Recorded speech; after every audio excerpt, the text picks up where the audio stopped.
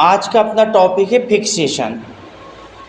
तो जब किसी टिश्यू को बॉडी से निकाल लिया जाता है तो वो डिकम्पोज यानी सड़ने लगता है, और डिकम्पोज यानी सड़ने से बचाने के लिए टिश्यू को उसकी नेचुरल स्टेट मतलब उसकी प्राकृतिक अवस्था जैसा वो है वैसे ही उसको रखने के लिए, सड़ने से बचाने के लिए एक विशेष प्रकार के सॉल्यूशन में टिश्यू को रखा जाता है जिसे फिक्सेटिव कहते हैं। यानी सॉल्यूशन का क्या नाम हुआ? फिक्सेटिव। और फिक्सेटिव नामक सॉल्यूशन में रखते हैं और इस प्रोसेस को फिक्सिंग कहा जाता है।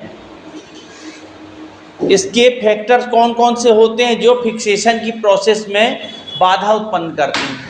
फिक्सेशन एक प्रोसेस हुई टिश्यू को फिक्स करने के लिए, उसमें क्या बाधा आती है तो उसके फैक्टर्स के नाम पढ़ते हैं। तो वो फैक्टर्स हैं, क्या क्या दिक्कतें आ सकती, जैसे बफर पीएच वैल्यू जानते हो, 7 से ज़्यादा 7 से कम, है ना। पीएच वैल्यू आगे पीछे बढ़ घट सकती है। ऑस्मोलैरिटी मतलब उसकी पारदर्शिता, है ना। ऑस्मोसिस परसरण दाव, है ना। पढ़े हो ना परसरण दाव, किसी भी झिल्ली पर पड़ने वाला दबाव। टेम्परेचर तापमान। पेनिट्रेशन कैपेसिटी ऑफ फिक्सेटिव मतलब पेनिट्रेशन मतलब भेदने की क्षमता, मतलब कितने अंदर तक टिश्यू के अंदर तक फिक्सेटिव जाएगा, प्रवेश करेगा, भेदेगा उसको। ड्यूरेशन यानी समय। और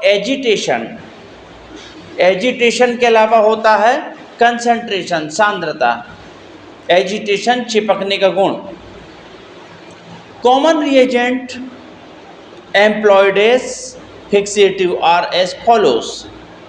कौन कौन से रिएजेंट होते हैं जो इसमें अपन उपयोग करने वाले हैं? Formaldehyde, glutaraldehyde, mercurous chloride, potassium dichromate, picric acid, alcohol, osmium tetroxide. तो ये जो अपन ने नाम लिए इनका उपयोग करते हैं अपन।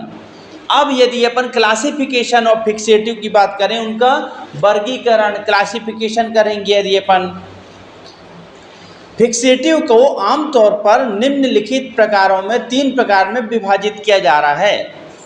कौन कौन से तरह के फिक्सेटिव हो रहे हैं? माइक्रो एनाटॉमिकल, माइक्रो यानी सूक्ष्म, एनाटॉमिकल मतलब रचना के हिसाब से जो सूक्ष्म होते हैं ऐसे फिक्सेटिव। साइटोलॉजिकल जिनमें कोशिका का अध्ययन करते हैं, कोशिका से रिलेटेड जो फिक्सेटिव होते हैं। हिस्टोकेमिकल फिक्सेटिव ऊतक के केमिकल के हिसाब से जो रिएक्शंस होते हैं उसके बेस पे हिस्टोकेमिकल्स फिक्सेटिव रखा गया है। अब इनको अपन थोड़ा डिटेल में पढ़ लेते हैं। जैसे अपन ने पढ़े माइक्रो एनाटॉमिकल फिक्सेटिव। तो माइक्रो एनाटॉमिकल फिक्सेटिव क्या है? मुख्य रूप से नियमित उपयोग करने के लिए उपयोग किया जाता है, इसको डेली उपयोग के लिए है। ये टिश्यू की जो लेयर्स होती हैं और एग्रीगेशन उनका, सेल का बड़ा एग्रीगेशन मतलब टिश्यू कहला गया, सेल का गुच्छा, साथ में करेंट रिलेशनशिप के साथ उसकी कोई एनाटॉमी होती है उसको प्रिजर्व करना पड़ता। मतलब टिश्यू का कोई ऐसा भाग है, एनाटॉमिकल भाग है, उसको आपको प्रिजर्व करके मतलब सुरक्षित करना पड़ता है। निम्नलिखित माइक्रो एनाटॉमिकल फिक्सेटिव के एग्जाम्पल है। अब एनाटॉमिकल संरचना को उसकी फिक्स कर रहे हो आप, और उसके लिए आप किन किन फिक्सेटिव का प्रयोग करने वाले हो तो उनके नाम अपन पढ़ने वाले हैं। तो चलो पढ़ते हैं। 0.9% सोडियम क्लोराइड में 10% फॉर्मेलिन मिलाएंगे। Buffered solution, buffered formalin, buffer वाला पढ़ चुके हो पहले भी, अपने लैब में भी कई हैं। Formal calcium, buffered formal, Heidenhain, Susa, Zenker's fluid, Zenker's formal और बुइन फ्लूइड, ये सारे जो रिएजेंट हैं इनको अपन सर्च करोगे आप तो आपको स्पष्ट रूप से मिल जाएंगे। इनकी बॉटल्स वगैरह आपको देखने को मिल जाएंगी। तो नोट, ज़ेंकर्स फ्लूइड जो होता है उसका ग्लाइकोजन के लिए एक बेटर फिक्सेटिव है।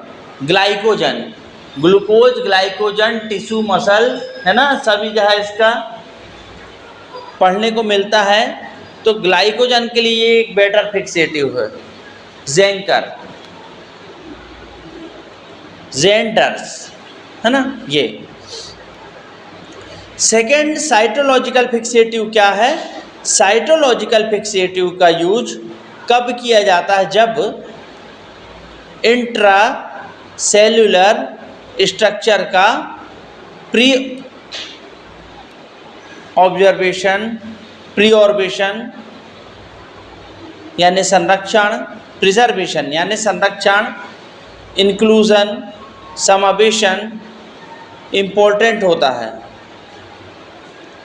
तो साइटोलॉजिकल फिक्सेटिव अपने को उपयोग कब करना है?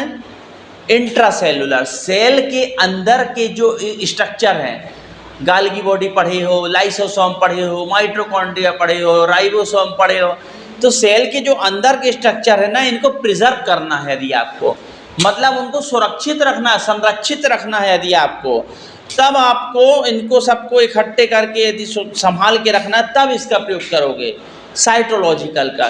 क्योंकि साइटोलॉजी का मतलब क्या होता है? सेल की स्टडी।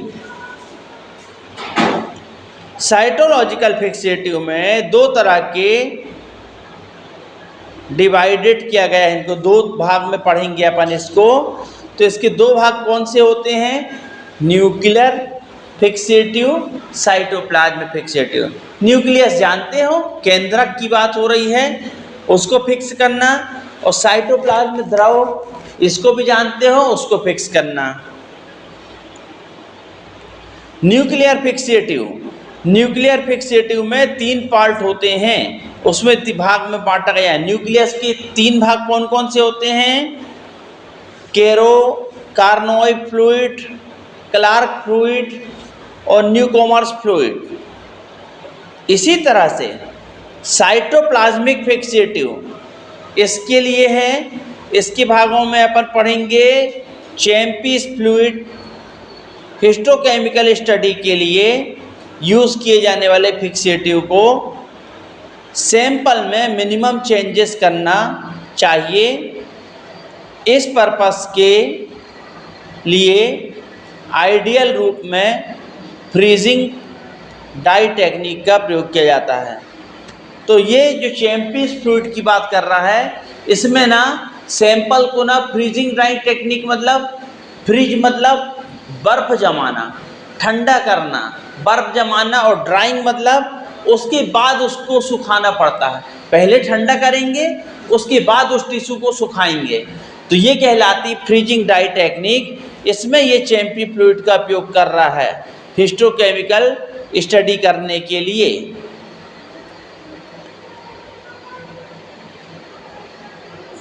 तो वेपर फिक्सेटिव लास्ट में दिया है भाप वाला। वेपर मतलब भाप वाला। तो भाप के रूप में, धुएं के रूप में आप किस चीज़ का उपयोग कर रहे हो?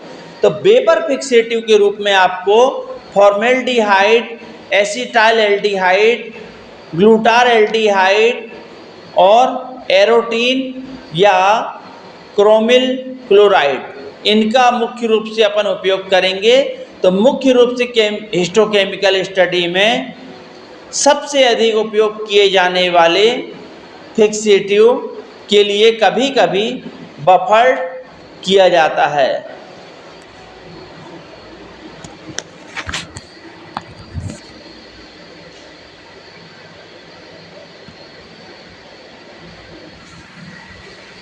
बंद कर दो।